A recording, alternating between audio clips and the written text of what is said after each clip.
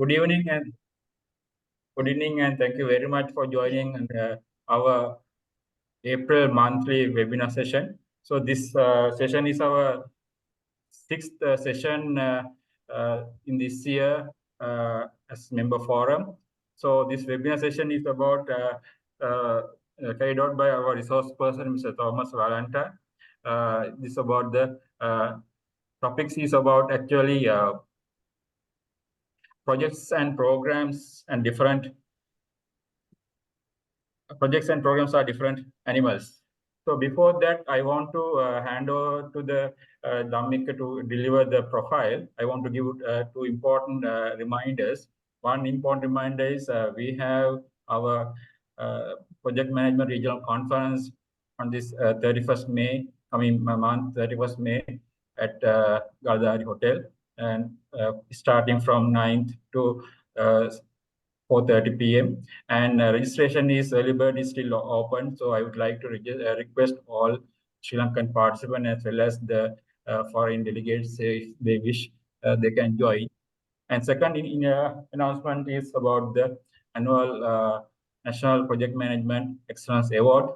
On the same day, we are having National Project Management Excellence Award, and we have already called applications. Still, you can apply.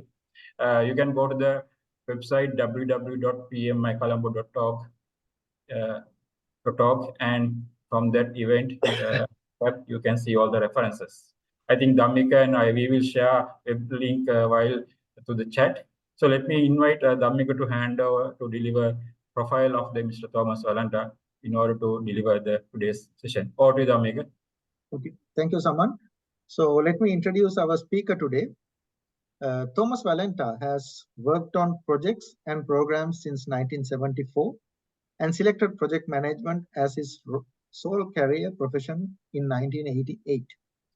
Currently, he is a coach and mentor at IBM. He gained experience with setting up complex programs, running PMOs, and turning around troubled projects for IBM clients in diverse industries and geographies. In parallel to his work, he has acted as a project management volunteer since 1998, as PMI Chapter President and PMI Board Director, and received the PMI Fellow Award in 2012. He is a frequent speaker at global conferences and has been published in several media. Thomas Walenta has 50 years of working on projects, 36 years leading projects, and 19 years in change of programs. He initiated and ran PMOs, programs, and projects for IBM customers in system integration, software outsourcing, and strategy. He delivered turnkey projects, rolled out SAP to European country organizations, engaged and delivered large outsourcing contracts, and integrated the full portfolio of IBM solutions into a key account role. Recently, he supported a German manufacturer in establishing organizational-wide portfolio management and setting up a hybrid PMO that served agile and traditional projects. His cultural experience is gained from government, insurance, banking, electronics, and automotive industries, and geographically from most European countries, such as Russia, Japan, India, and the US. In addition to working for IBM and volunteering for PMI, he has driven his own business since 2001, taught project management at 2 universities since 2002, and taken engagement for strategic project management consulting. He is a professional speaker, has been invited to more than 60 conferences and webinars globally, and has published articles and book chapters about project management topics. He is one of the few global advisors for the independent PM World Journal. Mr. Walenta proudly mentors about 15 individuals around the world. Without further introduction, I'm going to hand over the stage to Thomas. Over to you. Thank you very much. It's a very long speech you gave. And I'm not sure everybody understood everything, though I had prepared a slide to show my life, but then maybe this session would take 3 hours. I'm very proud to be here for the second time, actually, speaking for your chapter in Sri Lanka. And as we talked before, I've never been to Sri Lanka, but it's now an option I'm contemplating because you have your conference end of May, and maybe I will come and say hello. Thank you very much for inviting me, and thank you very much for the participants to joining our session here. So let me share my screen. So today I'm talking to you about project and program management, and in the field, if I see not many people understand quite the difference between both project and programs, and I started to think about the differences, and put it together in a paper, and and today I'm going to present some ideas from this paper, but also some ideas that came up quite newly because I'm doing a lot of research about what is project success or a program success, and we have to think about what we mean by this success. And there is actually no final conclusion, no definition, no agreed on meaning of project success, because success is a very individual view on a project, so maybe people who are fired by an ERP installation, they don't think this is a successful program, but people who then save some money as a CFO of the organization, they think, okay, it was a good success, this project. So we will look at this a little bit. Starting, you are the reason I speak here today, and you are project managers and program managers, and you maybe have heard something about this. You are interested, so you should feel from this presentation your relevance and why you are important, and why are you helping your society and your company and yourself, to succeed in what you do, and then help to deal with the future and with the challenges that come along. And you are only one member of maybe 66 million that PMI has estimated some years ago. But 66 million on the world as project managers is not so many. If you think we are 8 billion people, 66 million is not so many. So you are in a very exclusive club. And if you are a certified project manager or program manager, you should really understand that you are relevant for success and well-being of the world. For this presentation, I'm talking about project and program management, but expect some surprises, some things you haven't read before, some new perspectives, some new ideas, because that's what I'm always trying to give in my speeches, to give you a new idea about something you already heard about. I'm very famous to question conventional wisdom, and think about other things. Sometimes I can give some solutions, but sometimes I just leave questions. So, and you decide what you do with that, with these questions. You can make your own answer from it. You decide what you learn. Maybe you want to read something, and maybe you use something you have learned about. And we are all one big community of project managers. We're only 66 million, but even I don't know how many members the Sri Lanka chapter has, and how big the community is. But I know that also some people from abroad are coming to Sri Lanka and helping to do projects in some solution. So we are here in this Zoom session, a core group of project managers, and we share some common ground. And so we can be fair to each other, we can trust and support each other, we can give and take, we can share information. So what I just did, I'm trying to give you some positive feelings, how important you are, what you can expect, that you can decide, And this is called SCARF. SCARF, it's a tool to improve your emotional intelligence. So SCARF deals with the 5 feelings of status. We want to be respected, certainty. Yeah, we want to know what's coming in the future, autonomy. We want to have freedom and decide, relatedness. You are part of a community, and fairness. Fairness is one of the most hurting feeling if it's violated. So David Rock wrote a book about that, and I can recommend to read that book. So if the status, certainty, and so on is positively approached, you feel respected and you feel courage and hope, empowered, protected, and equal. But you can also trigger it negatively. Then you feel inferior. You have fear because you don't know what's coming in the future. You are forced to make something. You are not free to decide. You are not related to something. You are maybe kicked out of a community and feeling unjust if you think it's really not fair what you're doing.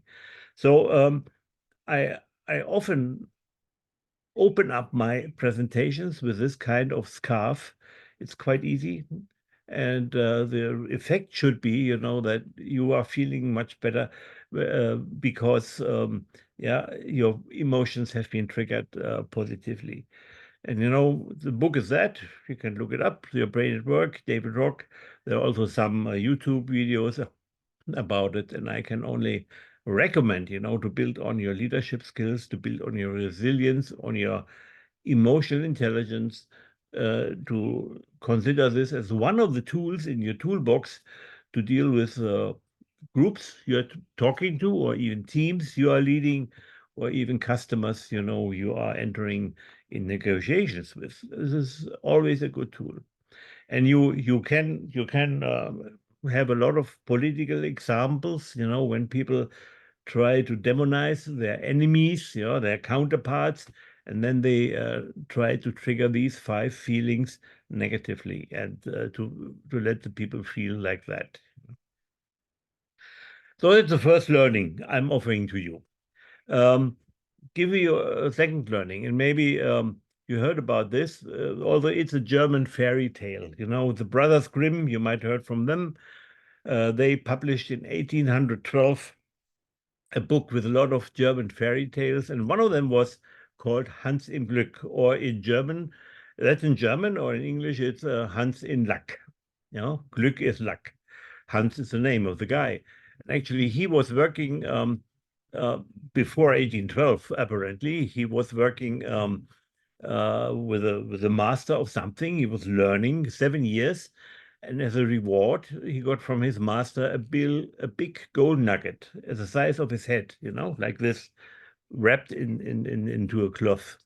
And his goal was to take this golden nugget and go back to his mother home after 7 years of being somewhere else. So as he walked along, he soon exchanged this gold nugget for a nice horse, because it was very cumbersome to carry this heavy gold, and the riding horse would be quicker to get to his mother. And the worth of a horse is a little bit less than the gold nugget, but still, it's something you can get home. And then, he became thirsty riding along, and so he wanted to drink something, have something. So he exchanged the horse with a cow. And it was more smoother to walk, it's not so bumpy ride with the cow. And he had some milk, and soon after, he exchanged it for a pig, and then he exchanged it for a goose, and then exchanged it for a grindstone. And the grindstone is a very heavy stone in the middle, and eventually carrying a grindstone was also not so easy. Maybe she should have left with the gold nugget, but the grindstone fell into the river, and he was without anything. But he came home to his mother and was greeted well, and this was a nice feeling. Very happy he was there. So there was an expected success. The gold nugget, bring it home to mother, and the final success, bring nothing to mother, but be just have the perception of being successful. So this is a nice fairy tale telling you, that the perception of success may change over time. In the beginning, you have an idea what success is, but at the end, you have a result of your project going home, and you have a new judgment, and you have to think, is it worthwhile complaining that the gold nugget is gone, or is it worthwhile being satisfied in the situation? It's just a fairy tale, when you can think about it. The agenda of today is that I will look at the success definition gap between a project and a program. And success, I think, is one of the key things we'll look at. Secondly, the education gap. So are we as project managers, are we really educated to provide a program result, benefits, a success as a program? Or is education more old style, what we have to become a PMP, but what is the benefits management? Do we know that?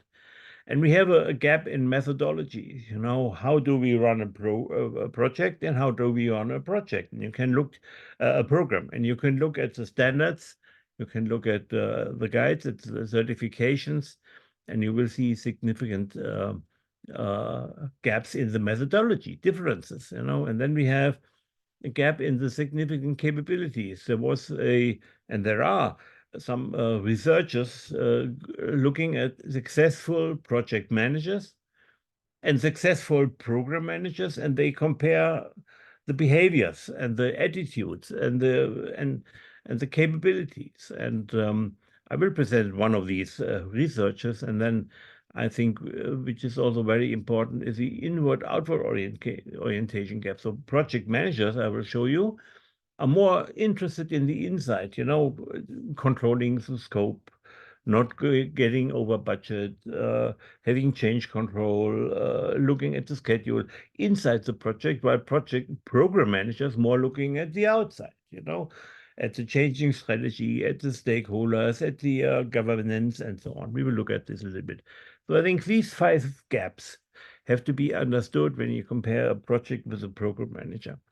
And I know we have some certified program managers in here.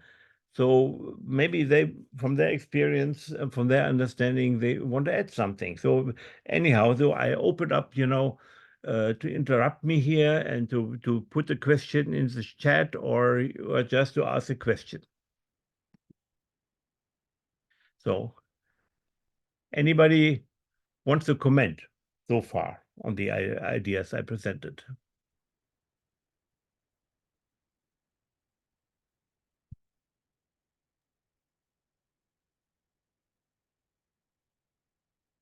No. Okay, then let me reflect, because the title of the presentation is that project and program managers are different animals. What has it to do with an animal? So I looked for comparable animals, and it's a comparison that that is not 100%, but it's a little bit showing that there are some differences. So Narasimha was called the Great Protector, and they have a short memory and also short life, so they rarely get beyond 20 years. They are supporting their tribe, their family. They are only successful in hunting less than 50%, much like project managers. Project managers, are they successful in projects? If you look at all these project success rates, 50% would be a good a good ranking for projects. But they are feared. They have an authority, and they lead a pack. They have a hierarchy in doing that. Let us have a look at another god, Ganesha, the Lord of Success, and destroyer of obstacles. So they have a long memory and a long life, can get up to 100 years, and they not only support their tribe, but also the whole ecosystem, around them. They are successful in most cases, what they are doing, and they are respected. They are also feared maybe, but also respected. More people die from elephants than from lions every year, you know. So, but still, we normally we think elephants are a very nice animal, and we really are afraid of these big cats, you know. So what is the difference if you say what would be more related to a project manager and more related to a program manager? So the question is, do you want a quick kill, a project, no, a quick success, a project of 9 months being executed, or do you have a program? If you look at the program Olympic Games, you know, they normally take 7 years until the games come. You know, we have to do a lot of things. So what do you want to have this sustained effect? And the question, the answer is like always, you know, that is the most told answer for any question in project management. It depends. It depends on the circumstances. So if you want to have a short thing, you know, then maybe you go to the lion, and if you have a long sustained effect, then you maybe will be looking at an elephant. There's always a question, what do you want to achieve? You know, and I'm a little bit contemplating now about the 3 terms of output of a project, benefit of a program, and value of operations. So let's have a look. This is a project, example of a project, a bridge over something. As you can see here, a bridge over nothing, just a green field, you know. So it's a successful bridge, built a project, built this bridge. So the project manager had it in time, in scope, in cost. Wonderful, it's here, but you know, it's an output. But is it really of value? No, nobody can go over this bridge, you know, it's not really useful. But if you look at this, you know, then you have a program, many, many bridges and roads and everything. And now you provide a benefit in the end, you know, the benefit of being able to cross this area, to maybe a benefit that cars can go on, that you can have traffic on that, compared to the project. You need a lot of projects in this program to be successful in means to provide benefits. And benefits are that this road, this crossing exists and can take the traffic. Does it have a value so far? No. Well, it costs some money and there is something, but if I don't allow cars to drive on this conglomerate of streets and bridges, you know, only then value will be created, because the value is in operating this benefits, you know, this outcomes, this capabilities that have been provided. So operations would be that, you know, you can drive over these bridges, and you can save maybe 1 hour of commuting time every day. And this is value, that you have more time for your family. And you can, it's not necessarily a value that is, let's say, expressed in money, but time for family is certainly a value everybody can contemplate. So, well, now you need a project to create an output. You need a program to create a benefit. And the benefit will, you know, if operated well, provide the values to the stakeholders, to the different stakeholders. There are certainly stakeholders in this program which do not benefit. You know, maybe there were houses where now these streets are, and the people had to abandon the houses and move elsewhere. You know, this is not a benefit for them. So because they, what do they get out of value? No, or the animals that lived in this area before the streets came. So we always have to look at the different kind of stakeholder groups to understand if it's a benefit for them or a disbenefit for them. Also this term disbenefit. And then the disbenefit will not provide more value, but reduce the value you have from existence of the benefits.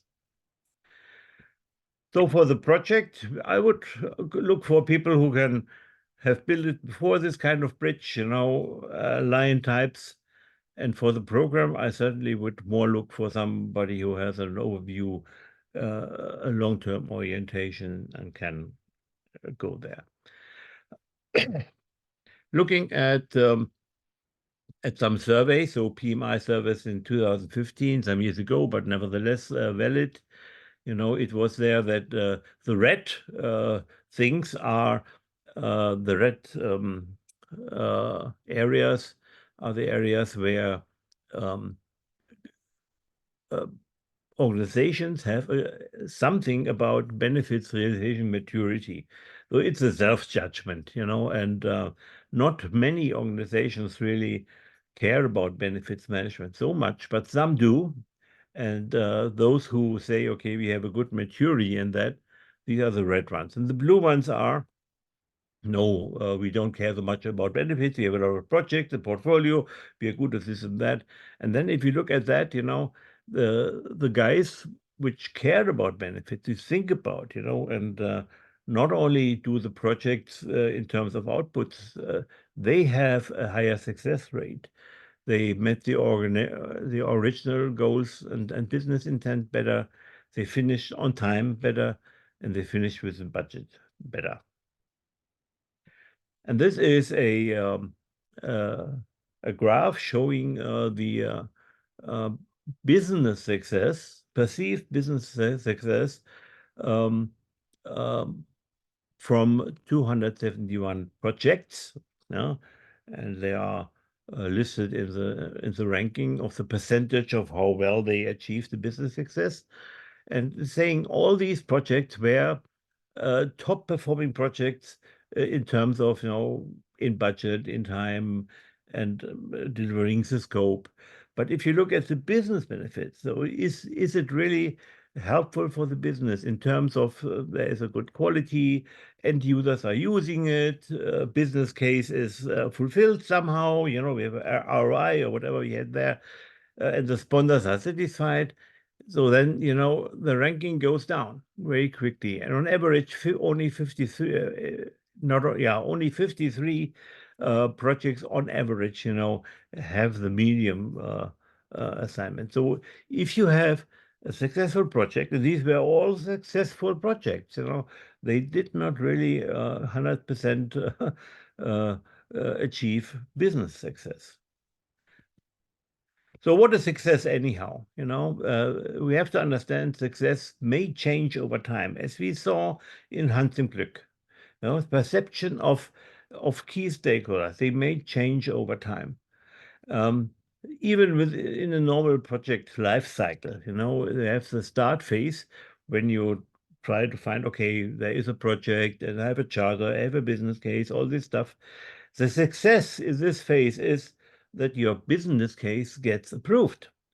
And we find this in many government projects. If you have a long-term project building an opera house or something, they have a business case, and the purpose of the business case is not to realistically show the benefits and the cost, because cost will always be overrun and the benefits will be less than anticipated.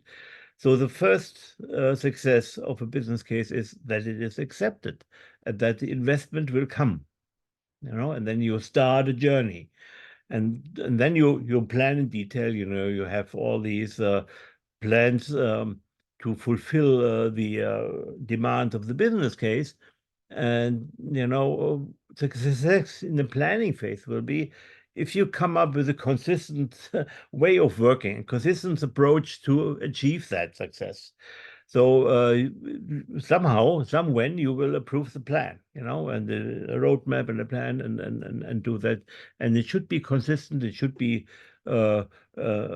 achievable, And then you start executing the plan. You start building the buildings and the streets and the roads and the bridges and everything.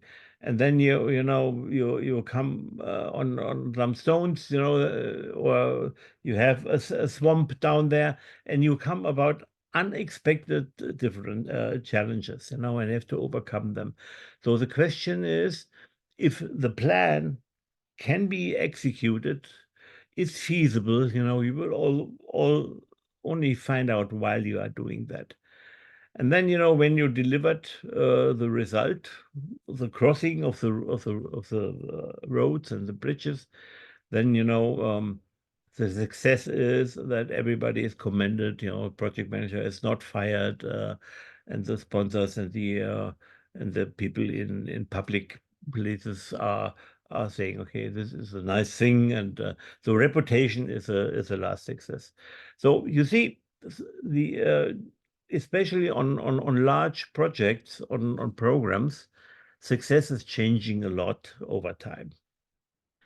And also another thing is, we normally look at a project in the inner things of the project, and we try to define, the plan and the scope, and have the scope in time.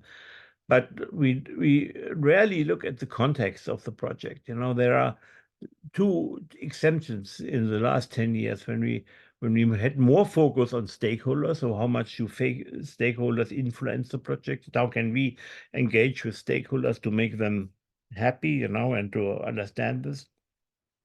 And the second research was governance of projects. Do we have a portfolio management, and how do we find out what projects to execute, doing the right project was a question. So we're looking at that context, but the context is much, much bigger than just governance and just stakeholders. So, and I would say, the context determines what the success is in the end, because after the project has finished, there is no blue bubble in the middle. There's only context left. And these people will determine the success criteria, how they judge the result.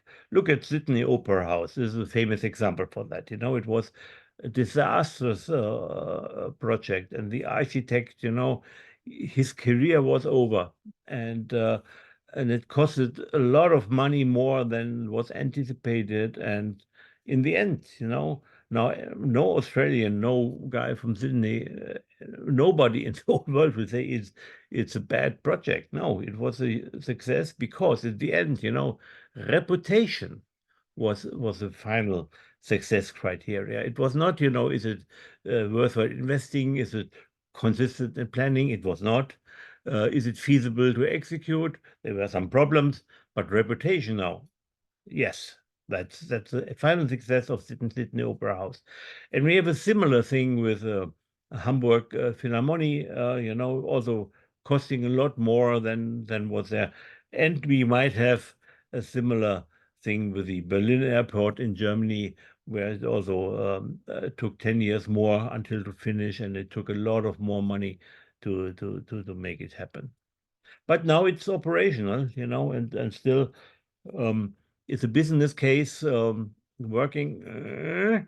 But we have an airport in Berlin, and its reputation is good because it's the airport where our chancellor flies off, and and the people like it. So what is success? Now success for this is certainly the reputation. And there's another criteria for success. Is a success predetermined? Do I, at the beginning, say, oh, this is success? We often do. We say, okay, stay in budget. These are the milestones, and this should be built, So this is a direct approach, that we have a problem, we describe it, and we define a solution on paper in our heads, with the planning, and we have a direct approach to go there. There is an indirect approach, and we not often choose that. It's we have an intention, not necessarily a problem. We want to do something. Is it a problem? Maybe, but maybe it's just a wish to do something. And in the end, what we want is to have value, not even a benefit. A benefit will be an intermediate step to create the value.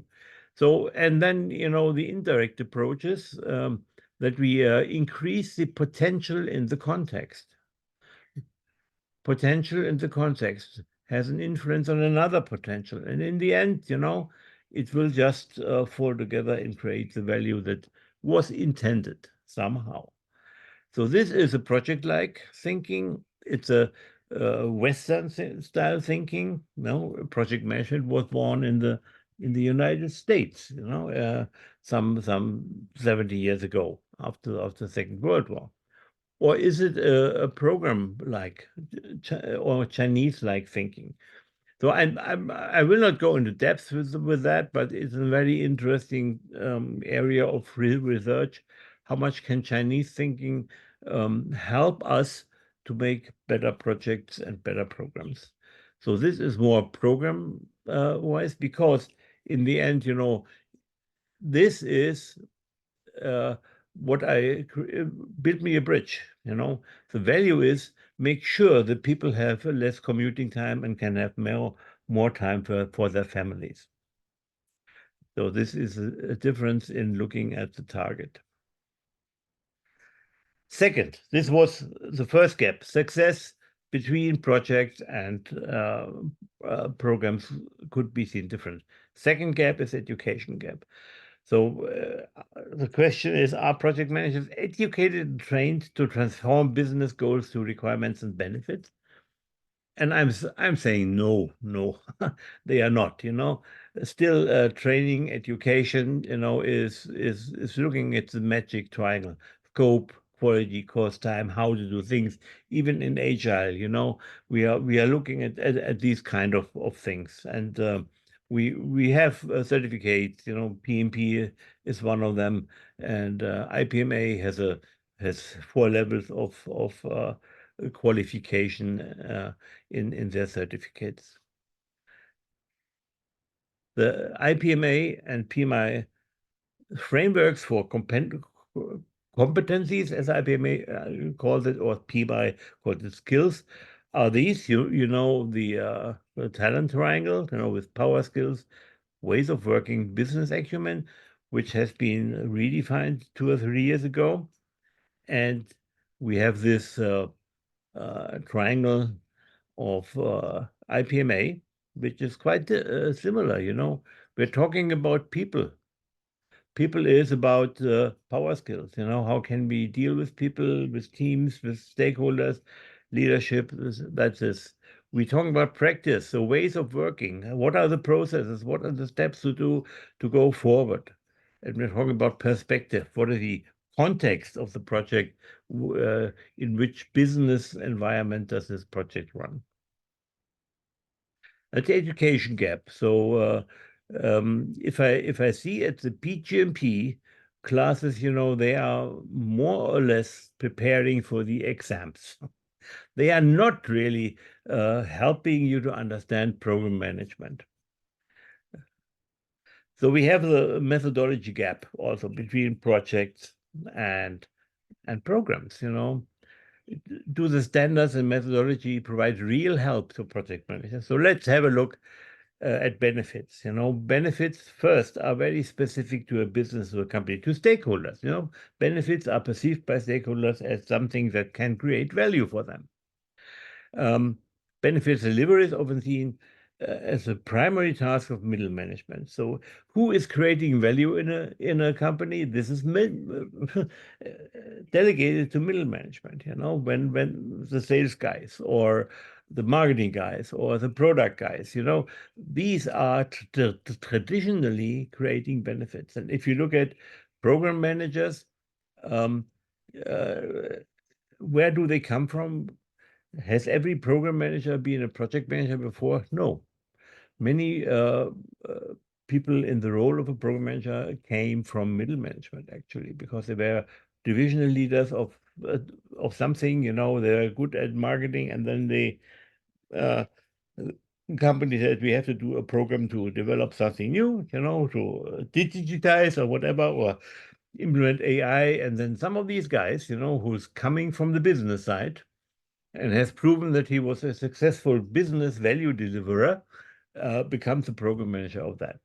Does he have a PgMP? Probably not, but would a project manager who delivered something before and then is elevated to a program manager would be better than this guy? Maybe, but top management doesn't trust project managers so much as they would trust their middle managers to to step in, or the consulting companies coming in and helping them. Benefits, I looked at the standards and everything, benefits was found in the new PMBOK Guide edition 6, on 62 pages, which is not bad, but, it's overall almost 300 pages, and if it's found as a word, it's not meant there is a paragraph or something on it. There's a definition in it, but it's really not much saying how you should create benefits. It's in edition 5 of the PMBOK Guide, which was more than 150 pages, it was only mentioned 24 times. So you can see that there is an improvement to edition 7, but only 10 years ago, benefits management was not a topic of the PMBOK Guide, yeah, really not. And because many of these classes and courses and project management were built on the PMBOK Guide at this time, you could not expect the education, include a lot of things about benefits, because all the trainers also didn't understand it, and because the standard didn't give any positive things. The program management standard of PMI, they had benefits on 190 pages. On almost every page, it was mentioned, and edition 3 even then was 129 pages. So the program management standard had a focus on benefits management, and even one of these performance domains within the standard, as I will show, was called benefits management or benefits realization. So there is a difference between project management standard, PMBOK Guide, and the program management standard. And if you look at other standards, so APM in the UK, Prince 2 mentions benefits in the business case and a little bit benefits review plan, but doesn't give much, let's say, practical advice how to do it, other than they give in Prince 2 practical advice how to plan and how to control and monitor and so on. There is this other standard from APM in the UK, Managing Successful Programs, MSP, and yeah, they have a lot of benefits management included in this standard too. By the way, if you are a PgMP, certified program manager from PMI, and you are looking at the certificate to prepare for it, so MSP, you might be an easier way approach to get traction to the thinking about program management if you look at the MSP standard and it's explained a little bit easier. And then we have IPMA.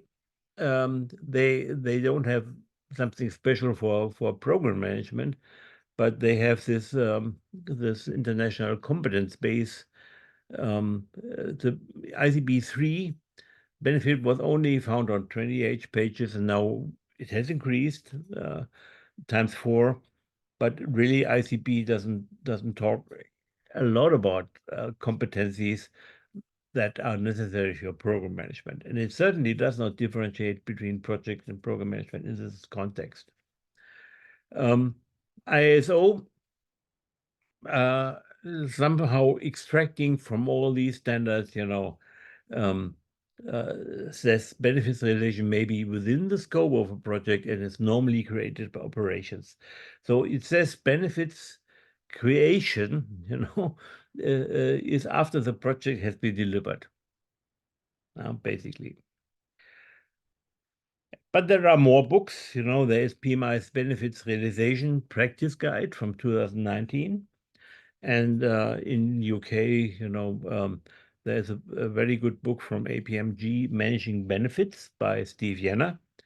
And if you want to look into program management, benefits management a little bit more, you might want to read these books. Yeah, and they are easy read compared to the program management standard. I've read them and I learned a lot from them.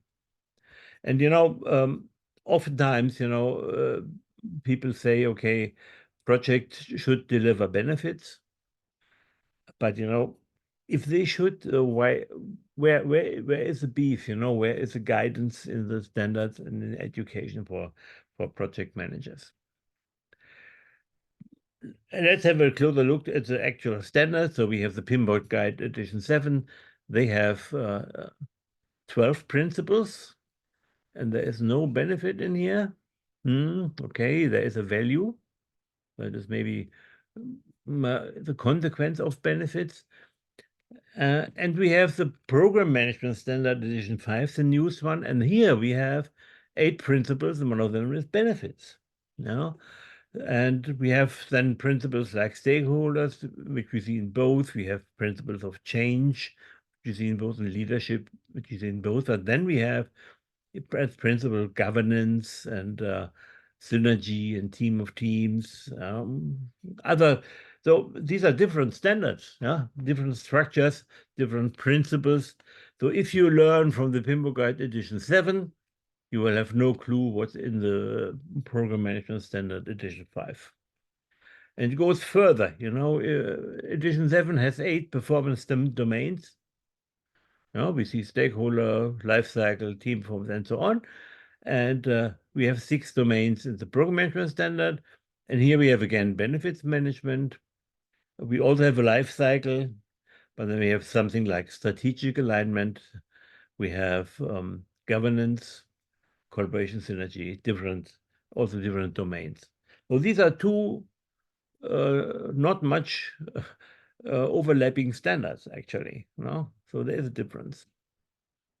And it's stated explicitly in the Program Management Guide that we have differences between project management and program management in terms of looking at uncertainty, at risk. And the point is that a good program manager will look for uncertainty and create new benefits. He's allowed to do that, because his task is to maximize benefits.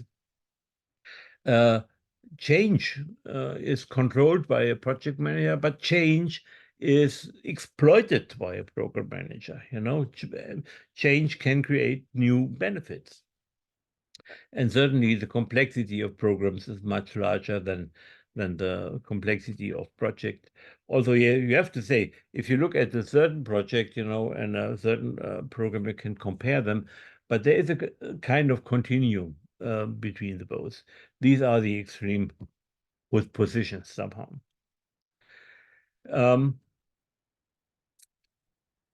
Let's have a look how we successfully fulfill business expectations and deliver benefits to stakeholders. So we have the 2 kind of stakeholders. We have the sponsors, so the people who are demanding something, CEOs that we should do this project, we should digitize, we should implement AI, we should whatever, build that railway crossing or whatever.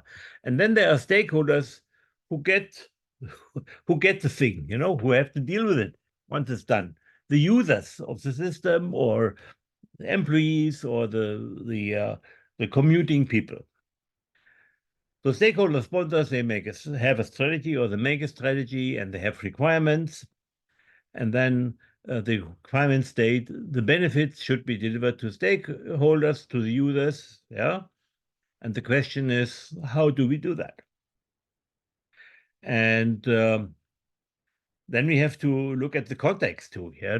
Much more though. We have society, we have the public, we have jurisdiction, regulators, the market, and all these other parameters outside of this question mark box.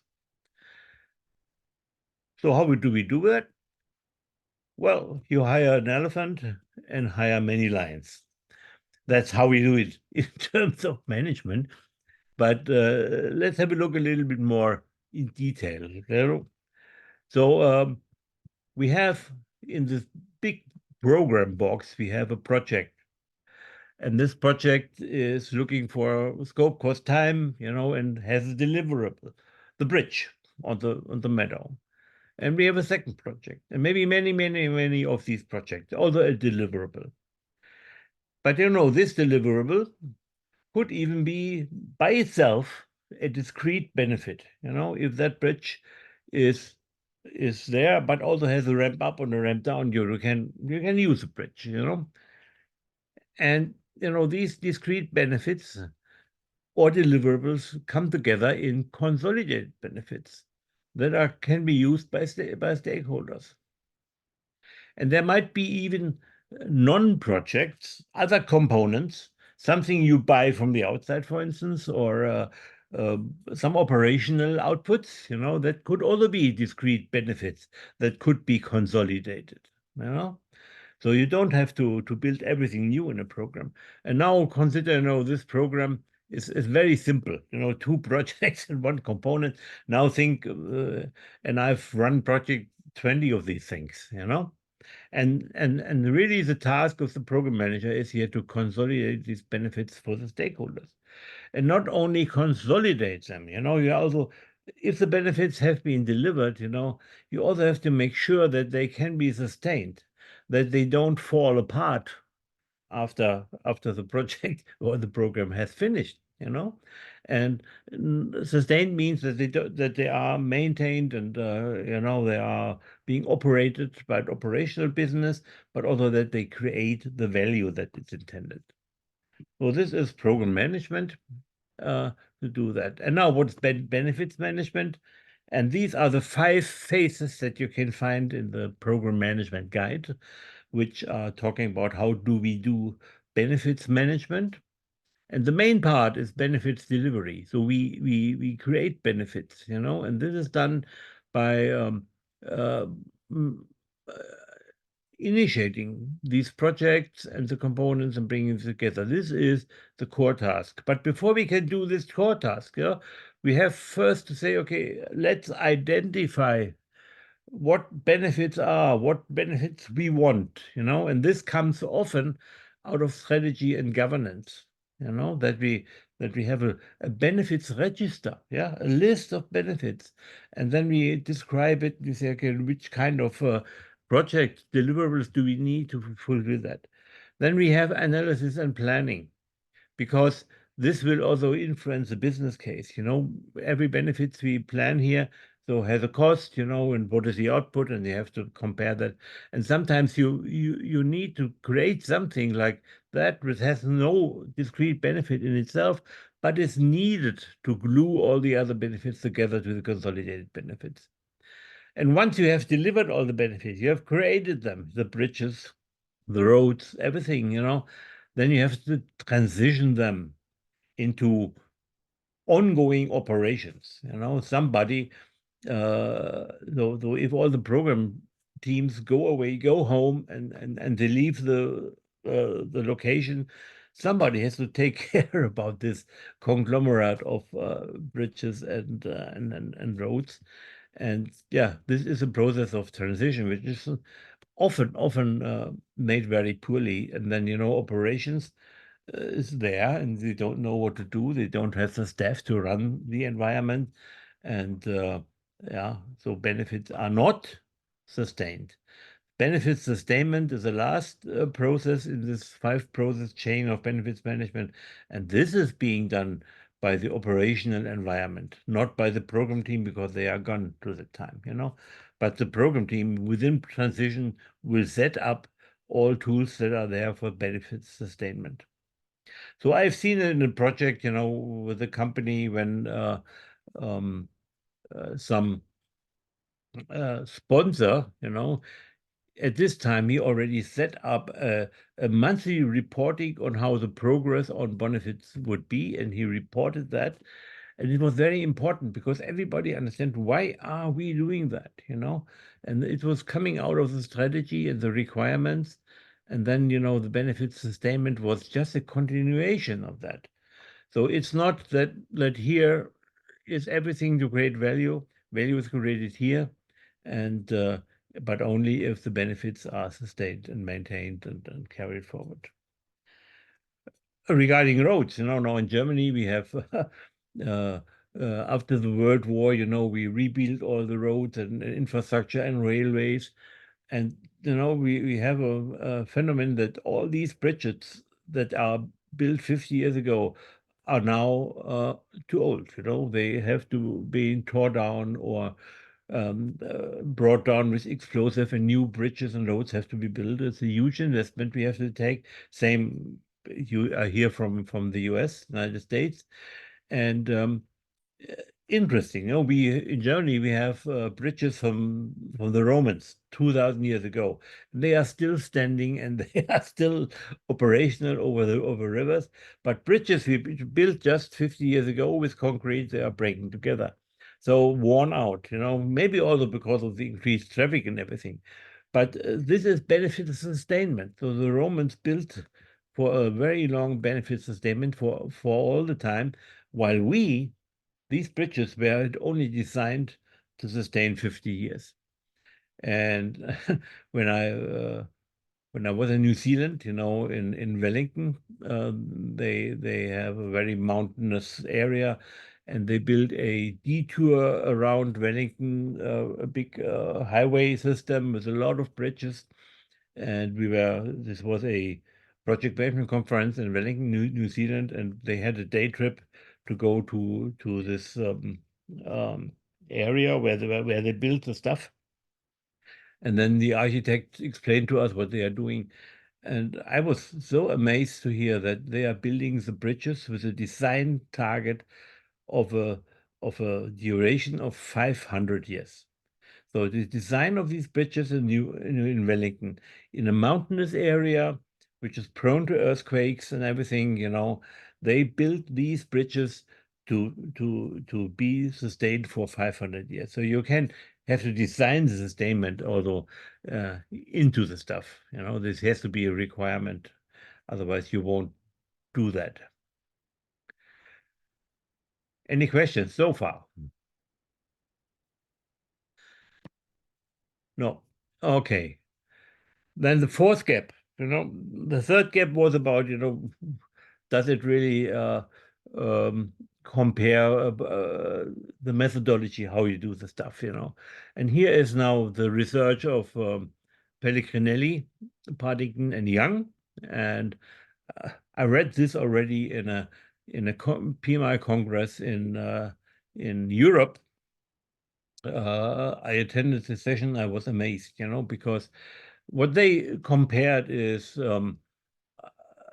successful project managers with successful program managers, but also with successful CEOs and successful managers of project managers, so the four things, and I just extracted two of them.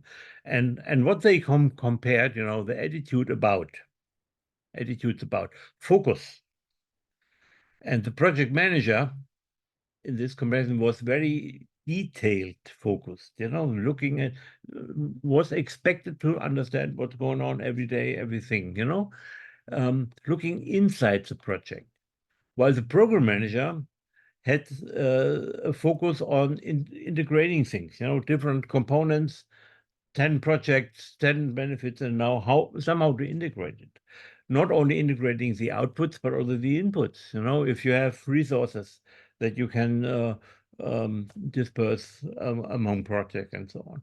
So again, they had a selection of, I don't know, 20 or 30 successful project managers, which had this attribute of reputation, successful program managers. They said, how do they differ in terms of focus? And this was a very clear difference, detail-oriented versus integrative. Actions, very reactive. A problem occurs, I have to do something about it. This is the project manager. The program manager is proactive. Oh, how can I create a problem that the people have to do something, that the lions have to do something about it?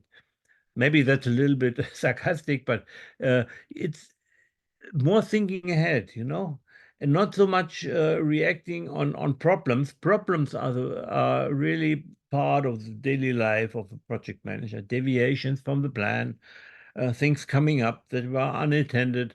A program manager is more proactive. Say, okay, this might come, though. Let's build something, to prevent it. Be more preventive. The role. It's very much clear. Project manager has one role, and the role is defined in the PMBOK guide, and you can look it up in in the training programs, in the PMP echo, you see what the domains and what the principles are of a project and what project managers have to do. While a program manager is very, very diverse in which role it takes. So if I go into a steering committee to discuss with the C-suite, I certainly have another kind of attitude than if I go to the meeting of project managers and let them just discuss the things. So they found that the program manager is not so focused on one role, but really has different roles. Team sides, team attitudes. So project managers set tasks. So you do this, action list, that, in the meeting, to-do list, what we want to have this done until then, and who is responsible, and then that's the task. A program manager doesn't give people tasks. He provides a vision, and then the responsibility of task management is with the project manager. Risks are analyzed and monitored. We look at this. They should not occur. While program managers say, okay, yes, there's a risk. Maybe I should do something upfront before the risk even has a chance of occurring to be able to survive if it comes. And time. Well, sure, a project manager is schedule driven, and the program manager anticipates changes. So I was in my second program, it was a program to roll out SAP across Europe in different countries. And every country rollout was a project in itself. And then, the program was having everything. So I really didn't care much about the budget or the schedule, because this was the task of the project managers of the lines to take care about the scope, time, and schedule thing, and budget thing. What I did really in time, I said, okay, what might come up in the future? What should we do? Do I see a tendency? It's more feeling the progress, and the same with budget. Honestly, the program I had not a separate budget for the program. It was really the budgets for the projects, and certainly I had to help the projects to keep the budget, or if something occurs, maybe I can find some funding. Um, uh, in another project, regarding funding is also something. There was a SAP project which I don't know had a budget of 1 million, and so they did the planning, and they found out, okay, we need 1.5 million with the detailed planning, with the certainty and consistency what the plan brings up.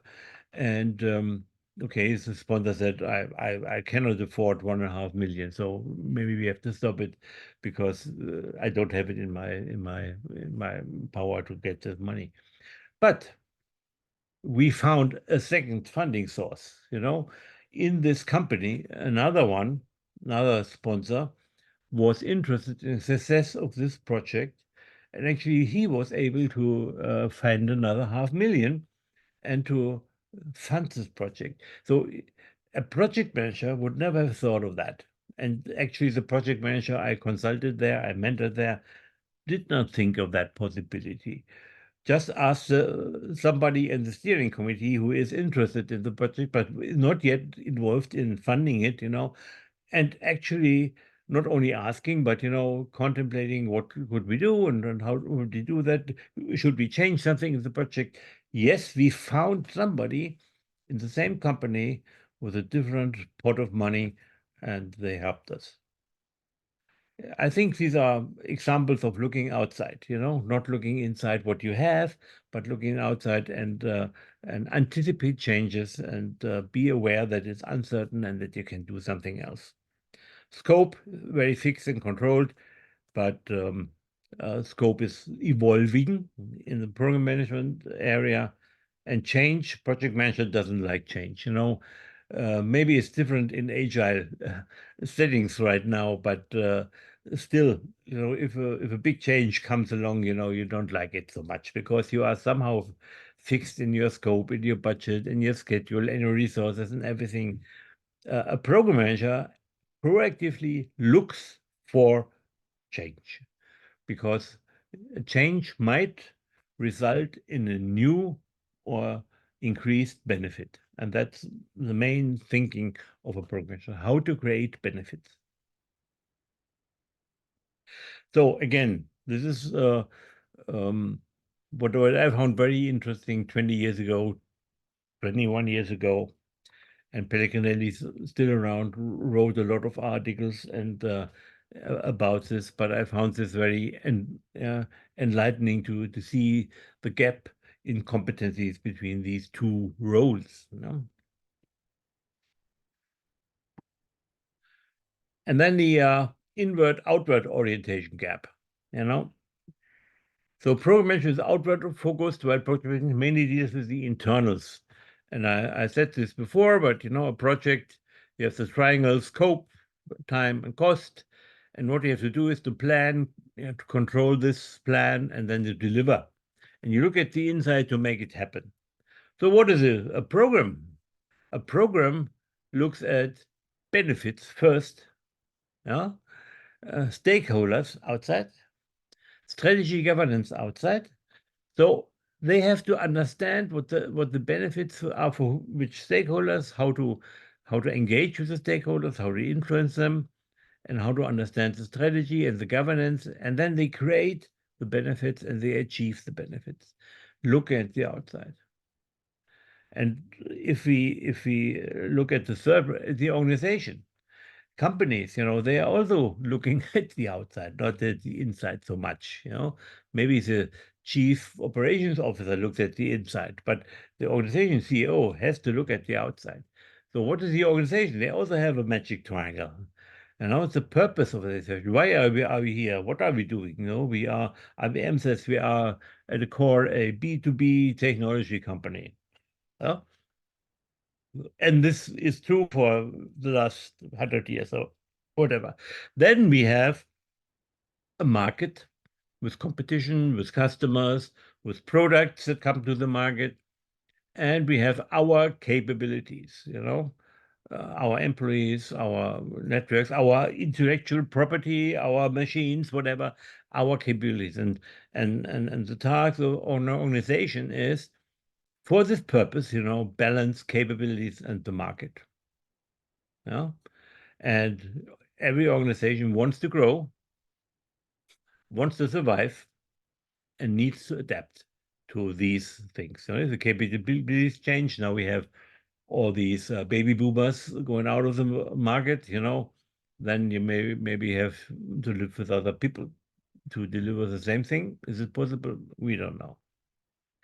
And if you see that, a project is short-timed, maybe less in size, less complex than a program or organization, is more related to change. And it's criticality. With one project failing is not so important, but organization failing, and they are failing actually, then it's very critical for everybody, not only the customers, the employees, and the C-suite.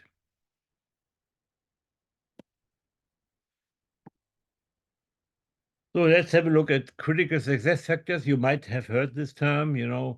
These are the factors that look at, that are influencing the project success in the end. So we have internal factors, and the project success or program success would be benefits. I look at both. So the project internal factors, as we know, we have our team, we have the sponsor, we need to have a capable PM. These are, if these factors are not good for your project, this is the root cause for project failure or for project problem. Is it feasible what you want to do? Do you have enough budget? What are the resources? Not only as in terms of team. Team is more cohesiveness, collaboration, but resources, are they skilled rightly? Do they have enough of them? The approach, way of working, schedule, scope, we know that, and who are the customers. These are internal factors we're looking at, internal in a project. But external project factors, these are the context. And we know some of them. I think, and I put it on top, the most important project external factor is timing.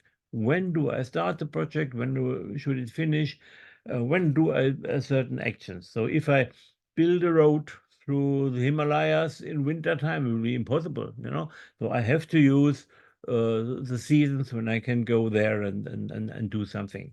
So timing is a factor that is not very consciously managed, but should be, Another example, when we were rolling out the SAP in Europe, one country was Russia in Moscow, and then we had a go live and a cut over.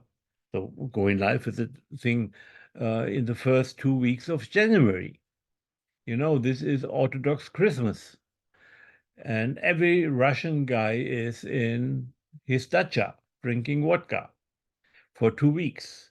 So it's a very bad idea to have a cutover in the first 2 weeks of January. Talk about timing. Timing is very important when you do something. So this could have been a disaster if we wouldn't have changed course. So we have the external stakeholders. You have internal stakeholders, like the team, like the sponsors, like the customers, but then the external. So the public, regulation, competition, all these guys. What are you doing about these? At least, do you monitor them? Do you have some eye on them? Governance. Governance is now something that is very popular in research. So a lot of researchers on project governance, how to select the best projects, not only how to do projects well, but also how to select the good projects. That's about governance, and there's a lot of good ideas there. It's related to portfolio management and management support. It's also something. So are you involved in the whole ecosystem of management in your organization? Can you get help, extra funding, as I said, from another guy in management?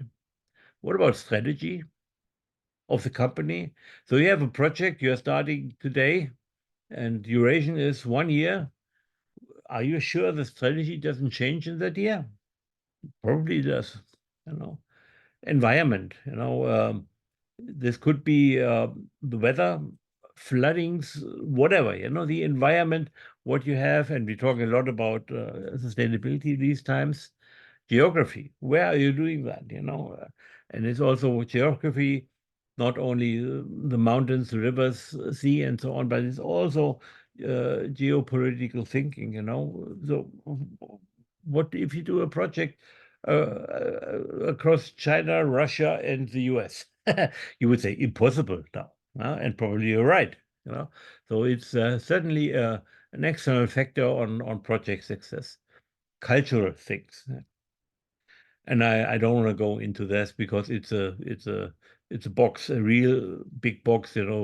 How culture can influence your project. Politics, legal economy.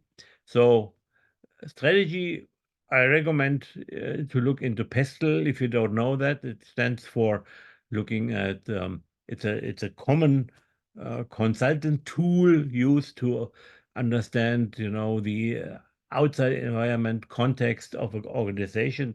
And you also can use it for a program. You must use it for a program, but you should use it for a project probably too, to understand that. Now, let's look at program management standard, and the domains. And these are the 5 domains looking at. So we have a stakeholder domain, governance domain, strategy domain, benefit domain. These are the domains, and they are also always looking at the external factors. So the context becomes much more important than the internal factors. And the internal factors are taken care of by the lions, and here is not a lion, but the elephant in charge. Yeah. context project, I talked about that. So project is looking at success. So we have an intent, then we have a project, we have a result, deliverable, whatever, output, and with the intent, so we define some critical success criteria, meaning, okay, this intent will be fulfilled if the budget is lower than 500,000 and the duration is less than 9 months or whatever, And this is what we define like that, with the 6 thumb, rules of thumb. It might be different at the end of the project because we have more knowledge, we understand what success criteria should be. But nevertheless, we do that. And we have, from the intent, we also defined critical success factors. So now that's how we want to measure success. That's how we influence success. And as the influence of success will influence the project, how we do things, what we do there. And probably all of these success factors should be evolving, like the criteria will be evolving, but mostly they don't do, because you define it here, you have the factors, you do the build your project approach, and then you go, and you don't care so much about the success factors. But success factors are influenced by the context of the project, all these external factors we listed there, timing, stakeholders, governments, environment, strategy, and so on. And you see, the results will have an impact. And this impact will be judged again after the project. The project is done. Now we have an impact, and the impact will determine the success. So this is project management looking at success. Success is defined outside of a project on the long term, and success is defined by stakeholders individually, so they have a very subjective view. There's not an objective view on success, actually. So understand when to ask for an elephant instead of a lion. We looked at these 5 gaps, and we understood that only 50% of successful projects deliver benefits, so they are not successful programs. And high benefits realization, if you look at benefits and if you understand benefits realization well, that impacts project success. So your projects get better if you also look at the benefits. And thank you very much. It's open to question now and to maybe additional comments.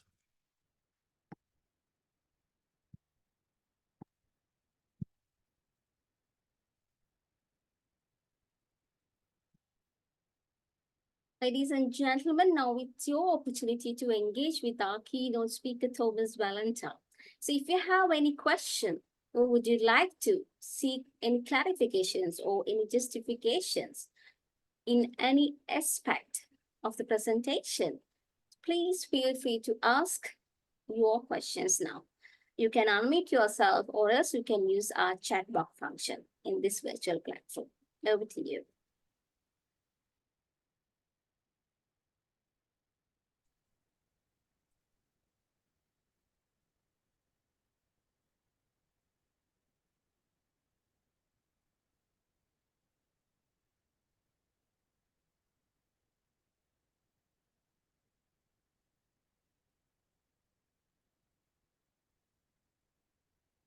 Mr. Thomas Walenta, I have one question regarding the benefit identification.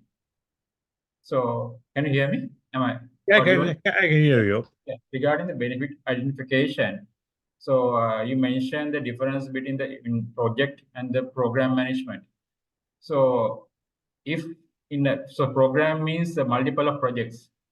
So, how in each project, how each under each program there are many projects. So each project benefit identification could be linked into the one program. So can you give one example of such in your experience? Yeah, well, as I said, benefits identification, benefits management is mostly done or must be done on a program level anyhow, you know. So if a project delivers benefits by itself, is mostly determined in a discussion between the program manager and the project manager. So so maybe the project manager wants to build a bridge, you know, and then the program manager would say, in order that this bridge should be a benefit, you know, you should do this and this, maybe have a ramp up and a ramp down, whatever, you know. And so the project manager itself within a program would not so much be involved in benefits identification. That's up to the program manager in discussion with the sponsors and regarding the strategy, regarding the requirements and what they want to achieve. In contrast, you know, even I was a contracting project manager for a lot of programs of customers, and sometimes, you know, they would not share the benefits they expect because they are company secrets. So if some benefit would be, okay, we want to get rid of 20% of our workforce, you know, and we as IBM just had to deliver a software package for that, you know. So we would not be told the benefit of our software package would be that they can fire 20% of the workforce, um, because it's very sensitive, yeah, to do that. So not every benefit is really positive, you know. Sometimes benefits are disbenefits for certain certain stakeholder groups. And I didn't mention that, but you know, if you look every military engagement, and we have a lot of these today, is unlucky D. Every military engagement is probably a program, and there are benefits defined. And you know, one disbenefit is defined as kill as much enemies as you can, you know, and the enemies don't like that. But nevertheless, you know, that's one of the benefits coming out, you know. And the projects then are the artillery or the infantry or the tanks or whatever, you know, who are doing their own projects for this campaign to kill people. And I think, you know, we are in our project, we are mostly dealing with the positive side of benefits, because it's nicer to do, but we have to see that, you know, the concepts of projects and programs apply to a lot more of industries, I would say, or applications, you know, as we see. Now we have some questions in the Saman, does it answer your question? Yes, yeah. Yeah, We have thank a few questions in the chat box, Thomas. Yeah. So let's start from, let's say, from Lucy. Yeah. You mentioned that organizations often fail to plan for sustaining of the program benefits. Why do you think it is? Because not many organizations have a good idea what benefits management is, and then they do it. So actually, if you only can sustain the benefits correctly if you plan for them, if you have a benefits register. So, you know, ask organizations, do you have a benefits register for that program? And maybe 80% say no. No, and there was a survey recently, PMI, in this range. So benefits sustainment is very much related what we also call change management. So if you develop something, you know, and then let's say an application for employees, for users, so often you have a change management project to train these users to use the application, you know, to be able to use it correctly. And in the end, the benefit is that they can work more efficiently, whatever, you know.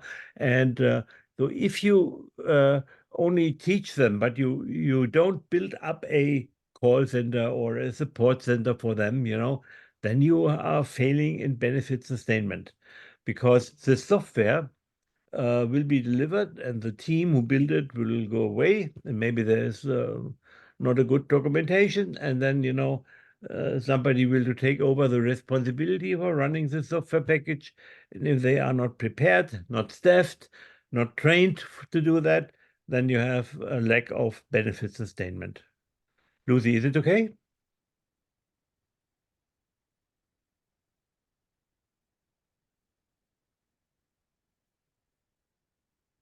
Okay.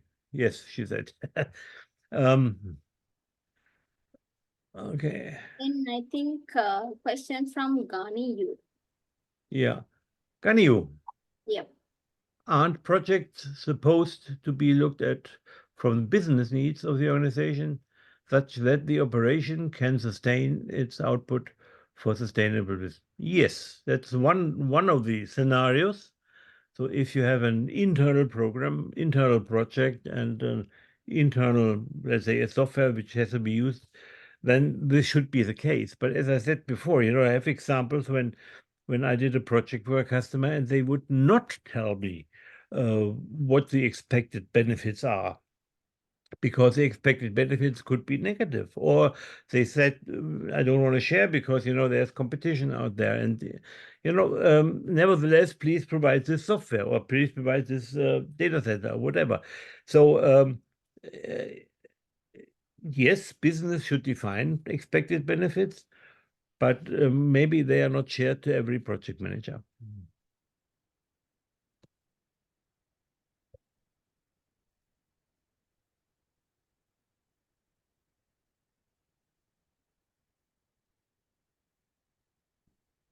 Okay.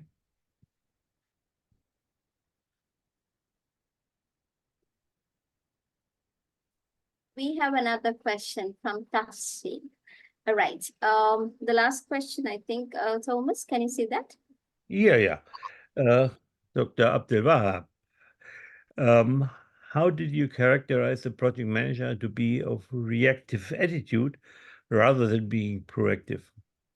Well, first of all, it was not my personal opinion or experience. It was a result of the study of this Pellegrini guy, presented in 2003.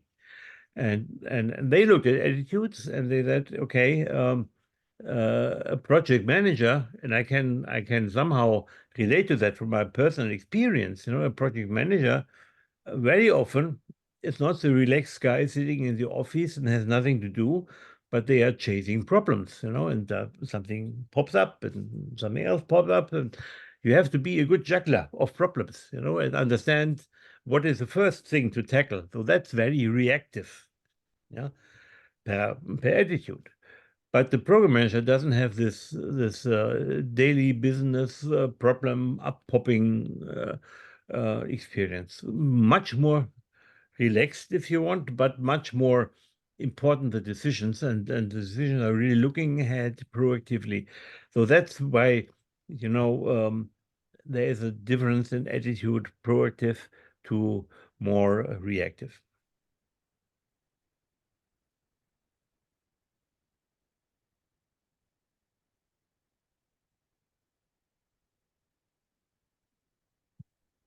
Any other questions, please?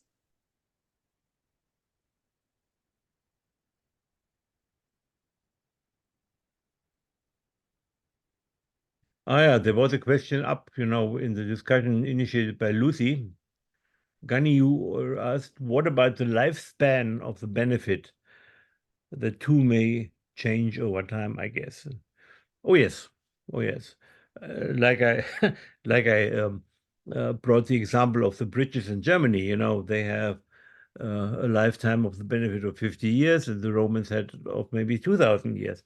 But sure, as market changes, employment changes, the environment of an organization changes, organization might decide to change the strategy. Actually, a strategy is always evolving, always going there. And then, maybe a benefit you even delivered well and provided some value will be not so of a high priority than a new benefit. You need something new. So it's a kind of roller coaster you're on, you know, you're moving forward and creating new benefits. But if you create a benefit for some cost, you know, this benefit should be enabled to provide value for a long time. And maybe it has been planned into to provide it for 2,000 years or for only 50 years. So this is somehow how we deal with that. So the benefits should be sustained, and it must be planned, and that's often forgotten. So how would you suggest, Abdel, to measure and monitor the maturity, which real gap number one related to success definition gap? Oh, yeah. Well, there are some maturity models, and I'm not sure if any of them really discusses the criteria of success. And also, I think, you know, maybe there is not the one success definition. Success is very dependent on the stakeholders, on very subjective, on the timing, where you are. So the maturity of understanding what success is, I'm not sure if there exists a maturity model, and I'm not sure if it even could be of value, you know, because in the end, success is our life. If we are happy, if we are progressing, it's a kind of moving forward and creating value and being happy.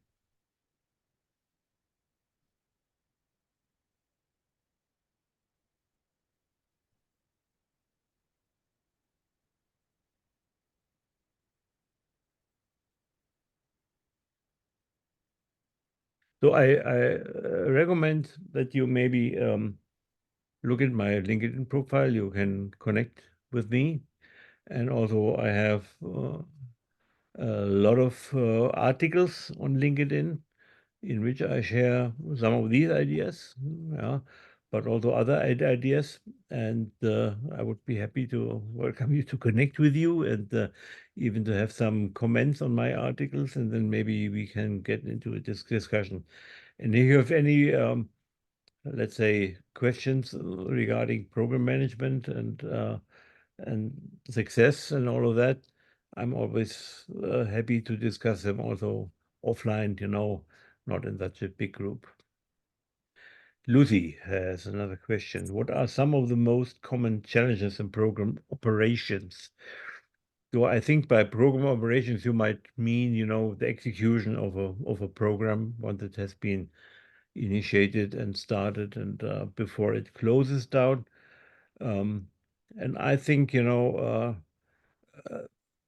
most common, I don't know, the challenges I came upon was stakeholder engagement, because you have a lot more stakeholders than with a project. You know, we have all the executive of a company, you have other divisions, you know, you have maybe the public, maybe you have regulation, and you look at all these stakeholders, and looking at these is not enough. So understanding what they are interested in, what influence they could have, but going to them and engaging with them means influencing them to have what kind of interpretation of success they should have, you know? Because if I deliver, you know, just coming home to mother, as in the Hans im Glück story, you know, and I don't have the gold nugget with me. So if I told my mother before I would come with the gold nugget, you know, she might be disappointed, but she was not disappointed, because she said, okay, it's enough that you are here, regardless how, you know, and you are not missing a limb or whatever, you are not injured. So that's a good outcome and a good success of your journey home and of your 7 years of thing. So I think, you know, this view on success has to be formed and actively promoted.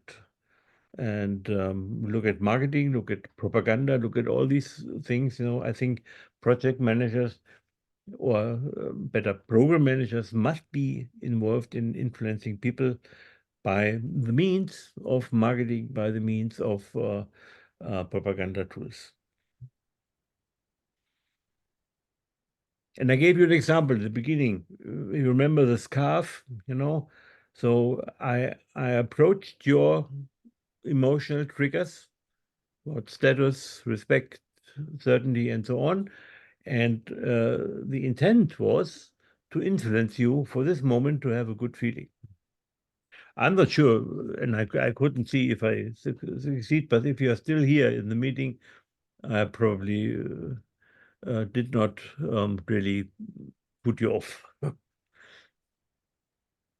I think, Thomas, you have another question from Lucy. Ah, yeah. Can you speak more to the role of a program sponsor? In PMP and in Project General, the role is very minimal. Oh, yeah. Oh, yeah. So first of all, as a project, you need to have a sponsor, somebody who is giving you the authority to execute the project, you know, not the guy. And sometimes I've seen, you know, sometimes it's just an email or it's a sentence spoken out in an elevator. But it's a good idea, you know, to make this email or this sentence elevator into a charter and let the sponsor agree to that charter. That's for the project. Though the role of a project sponsor is very important, but underestimated. So in my first PMO, which I led from 95 to 2000, so we had a 2-day workshop for the project sponsors of that insurance company. It was very interesting, very good, because the target was to make them understand what their role is to help the project manager and to help the project to succeed. And many sponsors didn't see that role and that responsibility and just, you know, maybe scrutinize the project manager and make him feel controlled and whatever, and didn't really help. So there is a possibility to train sponsors to be good sponsors. And there is even a standard how a sponsor should see his role. And it's not from PMI, it's not from IPMA, it's from GAPS. So if you're interested, I can send you a link or the standard. So what should sponsors do? But these are project sponsors. The program sponsors are a little bit different. Because programs, while project sponsors sometimes act in isolation, you know, that's my project and I do that. Program sponsors almost never act in isolation. You know, they are part of a steering committee, a governance board, and maybe they're not even leading that, you know. And program sponsors are somehow, let's say, elevated program managers, you know, and they are also subject of a good program manager to be influenced. So if you think about the program manager of Olympic Games, you know, we had Olympic Games in Vancouver some years ago, and how they selected the program manager for that, and how he influenced all the steering all the sponsors that are and funders, you know. That was needed for a program. You need to influence your outside world, your context. And that's why for a project, the sponsor is from outside, but it's part of the project, internal dealings, decision making, and so on. For a program, the sponsor is more part of the outside world, you know, and has to be more managed than on a project side. How to manage a sponsor. And that's another thing, how to deal with executive management. You know, you have to lead that. Many project managers don't like to go into steering committees and report because they got hit on the head, you know, because they missed that deadline or they didn't look at this risk and so on. It has to be vice versa. So a good program manager goes into a steering committee and, you know, he demands things from the people in that steering committee and that they support him. And that's how it maybe can be, but it demands a lot of different attitude, how to talk to executives, how to talk to business leads. And yeah, that would be the program sponsor, it's just one of them.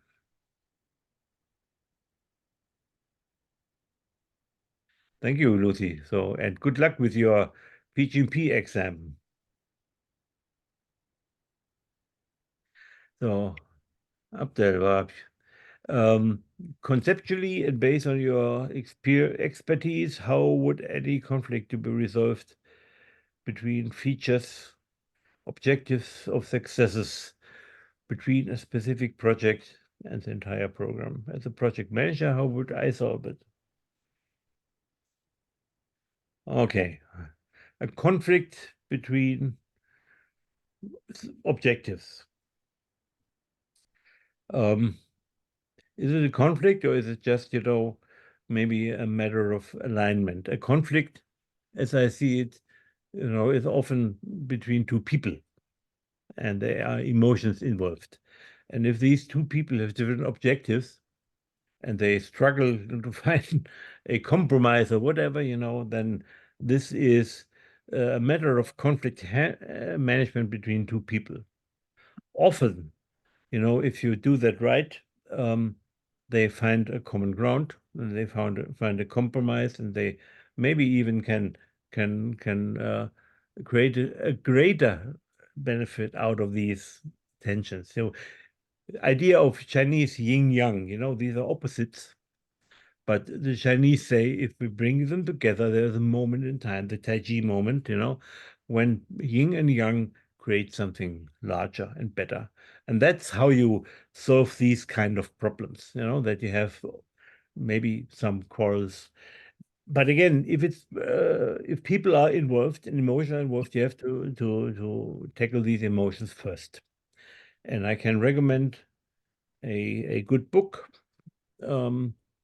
Let me think. Yeah, it's called Crucial Conversations. And it's a very good book to give you an understanding how these interpersonal conflicts arise and how they can be solved. Crucial Conversations. A very good book to do that.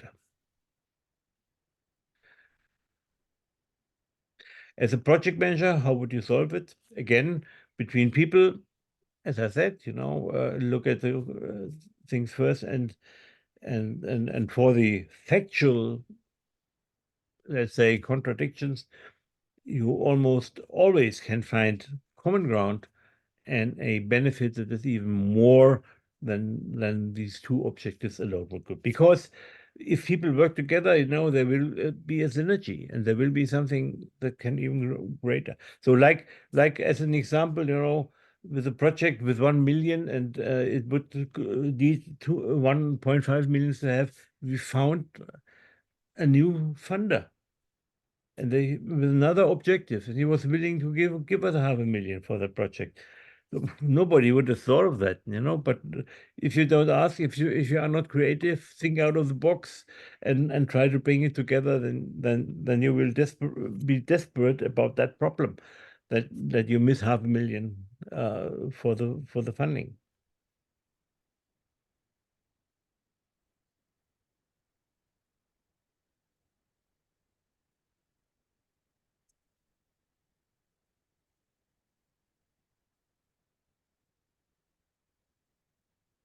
Abdel, you're not looking too happy about the answer.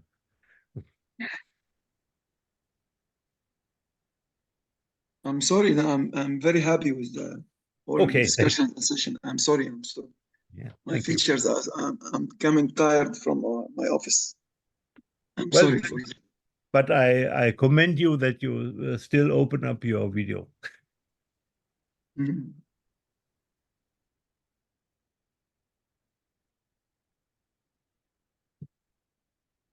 Shivantika?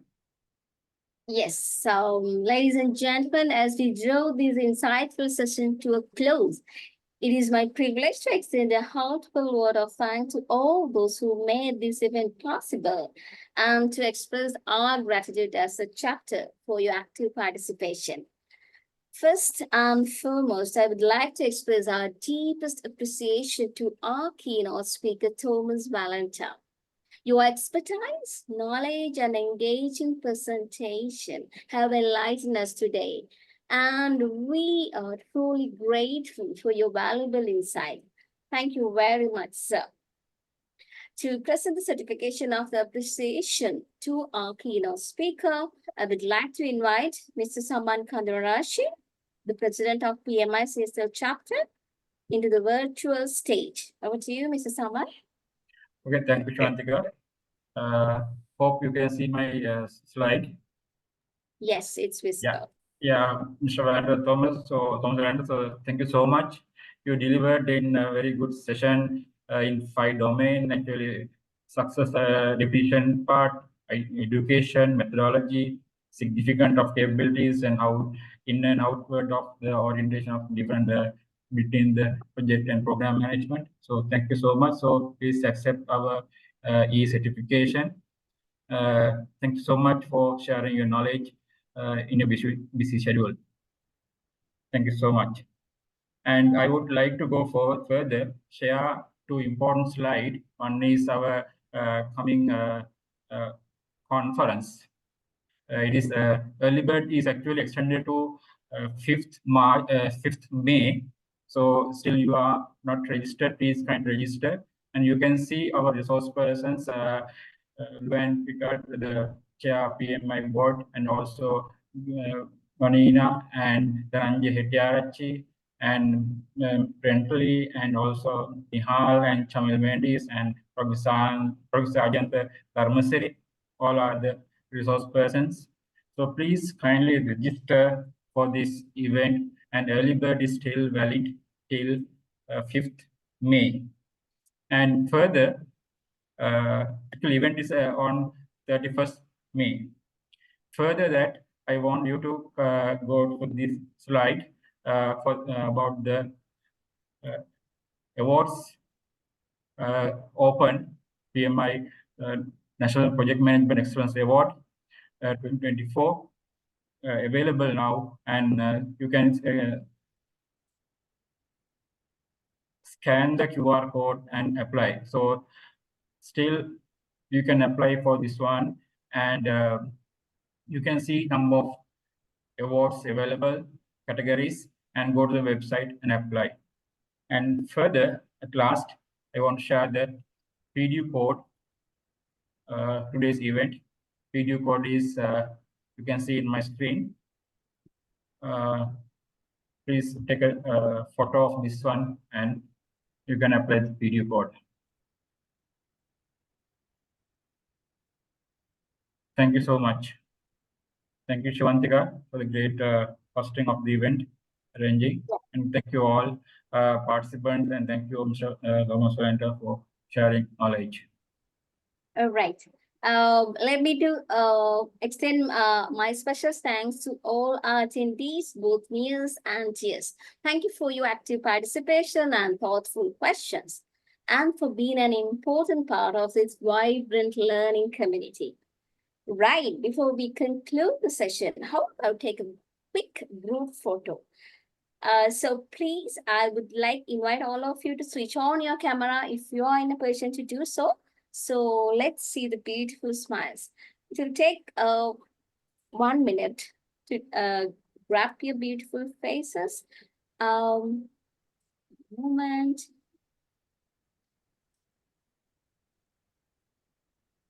Okay.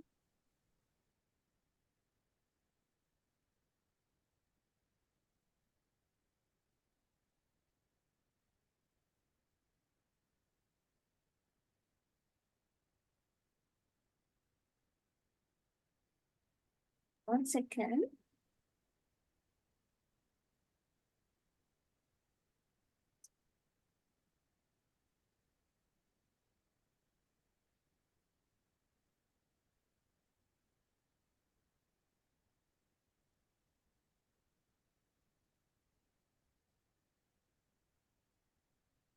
Shivantika, your video is not open. All right. I have taken 2 photos. Thank you very much for your active participation.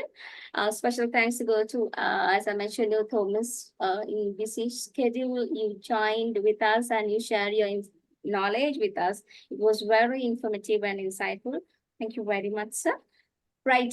So I think Mr. President already delivered 2 important messages regarding the National Project Management Award Ceremony as well as the Project Management Regional Conference. So I would like to invite each and every one of you to join with us.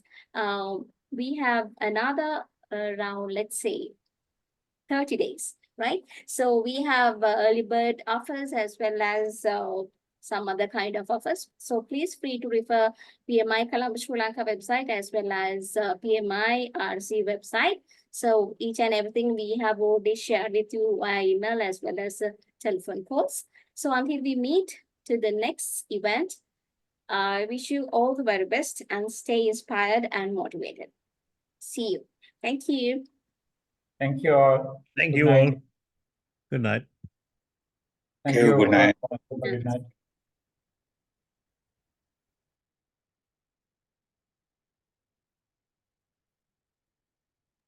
Thank you all. Bye.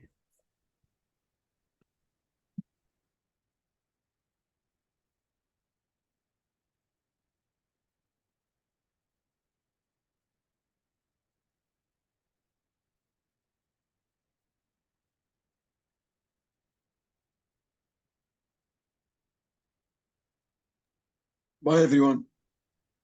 Bye, everyone.